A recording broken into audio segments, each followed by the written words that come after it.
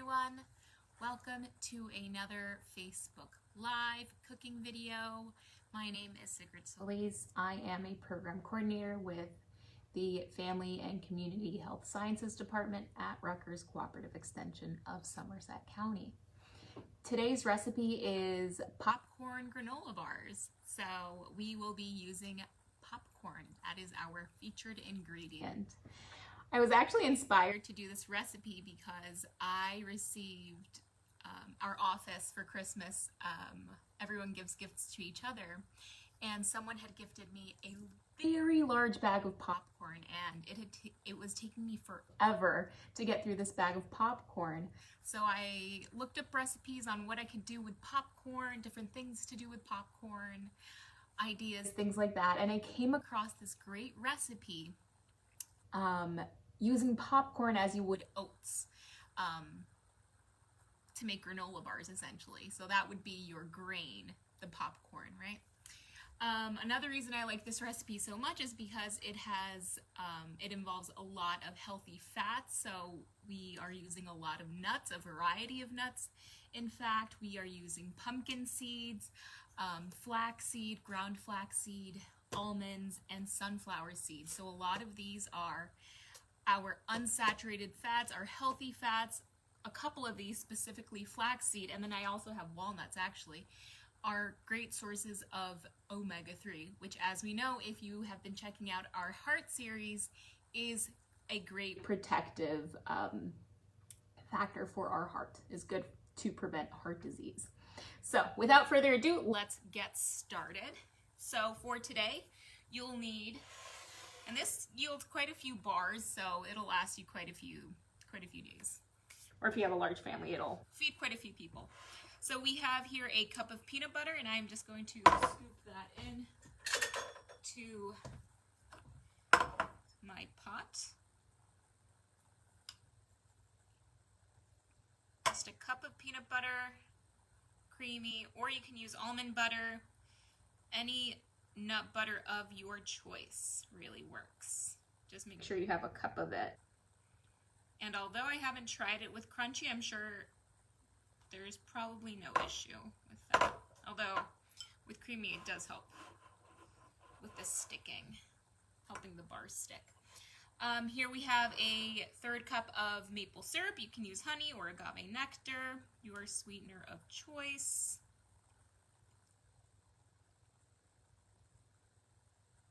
Great, so that goes in there. And then we've got a fourth cup of unsweetened applesauce. You could also use other fruit spreads of your choice.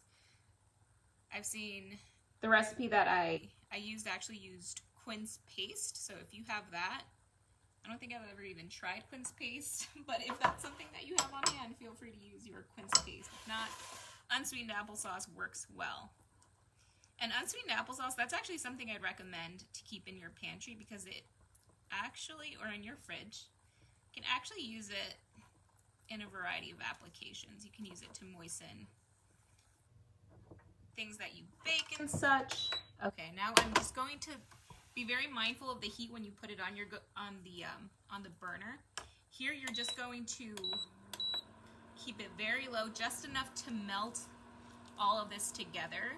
When I did this the first time, I burned the peanut butter, so that can happen. Just be mindful of that.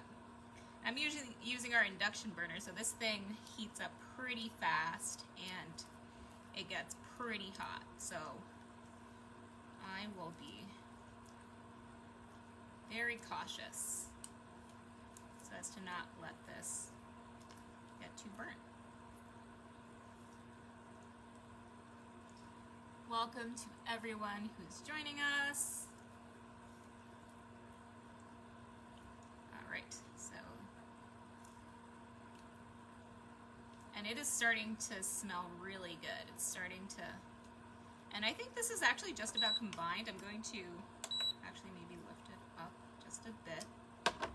Let the residual heat, because the pot is still hot, just let that cook it a little bit or combine it a little bit, right? So you're creating like this spread. You want it to be nice and like a paste almost, right? So this is what we have. This is the consistency.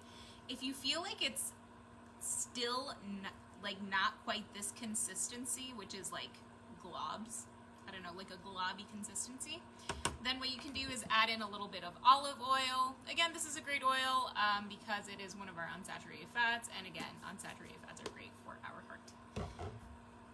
Just be mindful, because while unsaturated fats are good for our heart, they are fats, and fats are high in calories, so something to be mindful of. Okay? So this is combined. Now what I'll do here is, what I'll do next is measure out, well, I already have it measured out, but at this point I'll want to combine all of the nuts and seeds that I'm using. So like I said, I'm using pumpkin seeds. I use a 1/3 cup of pumpkin seeds. I use a 1/3 cup of ground flaxseed. So this, if you just have whole flaxseed, you can blend it up or put it in a food processor and create your own ground flaxseed. I opted to buy it just to make it that much easier. Here I've got almonds, and I'm using 3/4 cup of almonds, right? And I use 3/4 cups of walnuts. I don't have a container here pictured, but I use 3/4 cups of walnuts as well. Whole, right? Not pieces, not slivers, not anything like that. You want the whole almond, the whole walnut, whatever nut that you're using. And then here I also have some sunflower seeds, some sunflower kernels, right? So that I have mixed in here. I've mixed in this large bowl. I also added in some coconut flakes, right? If you're not a fan of coconut, then you don't have to include that. But I did use 1/3 cup of coconut flakes. And then I also added in some cranberries, again, just about 1/3 or so. So from here, everything's pretty easy. It's just about assembly. So this is all mixed together. Then I'll use about 4 cups to 6 cups of popcorn. If you're using microwavable popcorn, those popcorn bags, it's about a little bit less than half, just to give you an idea. It's about a little less than half of that. So I'll give this a good shake. I already washed my hands, so I'm just actually going to combine it with my hands because I have this huge bowl. And you'll want to use a very large bowl just because there's quite a few ingredients and you'll have to do quite a bit of mixing, and it's always more comfortable to mix in a larger bowl than in a smaller bowl. Alright, so my ingredients are mixed. My popcorn is mixed with my nuts. Now I add in, and let's see if I can just move this out of the frame, so this can be a frame. Now I'll add in this mixture here. This mixture into the other mixture. Don't really have to wait for it to cool down. You can, but actually no, I really wouldn't recommend it just because that could affect the consistency. Alright, so we will mix this together. And then perhaps it could be a little bit runnier, but I've already made it with this kind of consistency and it was fine. If you want it to be a little bit runnier, that's fine, because at the end of the day, this is going into the freezer, and the freezer will help solidify these bars, right? You'll get that texture. So you'll want to mix this, right? So I'm mixing here. And I guess you have options here. If you really wanted to make like some little sort of energy balls, sort of, that you can just pop into the freezer, you can do that as well. I like the bar option. It's really up to you, personal preference.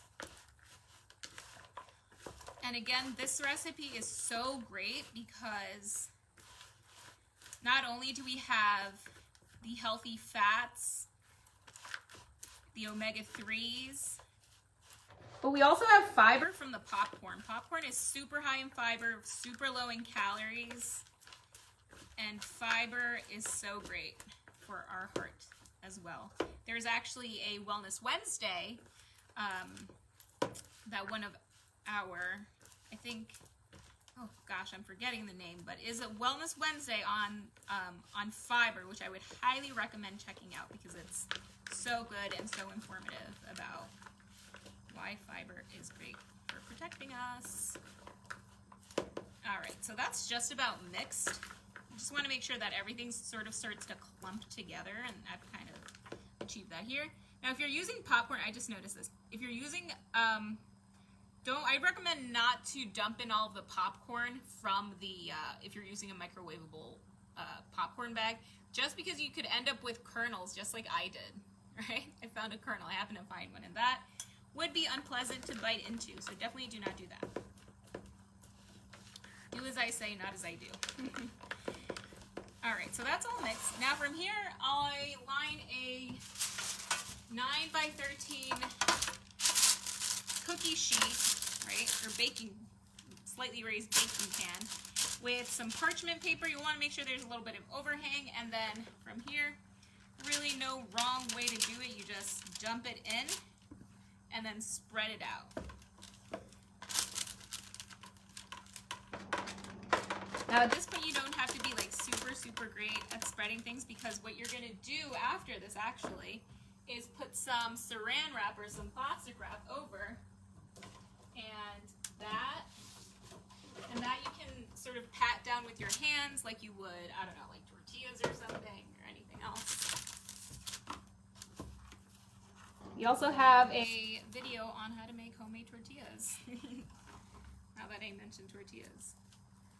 So you might want to trim the overhang. I'm not going to do that just in the interest of time, so it's just going to be a little bit difficult, but we will manage. There we go.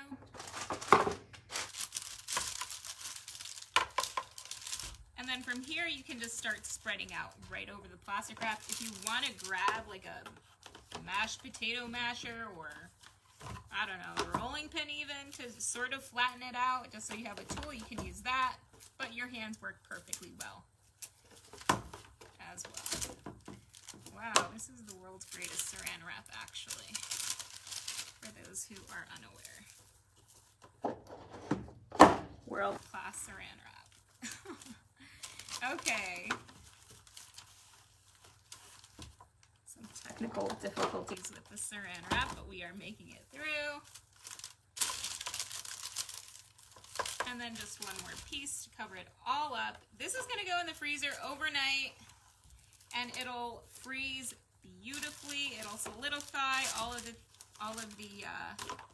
it'll be like you have one large bar. After that, what you can do is, and see, this is what I want to do. I want to flatten it like so, right? So I'm not going to show you that just in the interest of time. I think we're already going on a little bit long, but essentially you should end up with something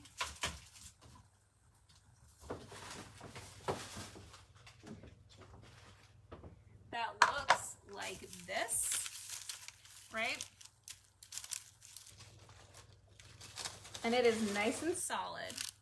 This is what you come out with. This is a great recipe to do with kids because they get to measure things out. They get to mash things. It's very hands-on, but also super simple. Super simple ingredients. Of course, like if your kids have any nut allergies, definitely wouldn't recommend. It's kind of hard. This is a kind of hard recipe to make nut allergen-free, tree nut, peanut allergy-free. However, if you are vegan, if you're gluten-free, then this is actually a really great recipe for you. You end up with bars like so. I let these thaw a little bit, unfortunately, but this is what they come out like, right? I didn't do a great job of cutting, and they are just so tasty. So tasty. Have them breakfast, have them for a snack. Let us know what you think of this recipe. If you try it, check out our next recipe, our next video on Friday with Jen. And I believe we have one more installment in our Love Your Heart series, which is taking place this Thursday at 2 p.m. Information is on our Facebook page to sign up. Thanks. Have a nice day.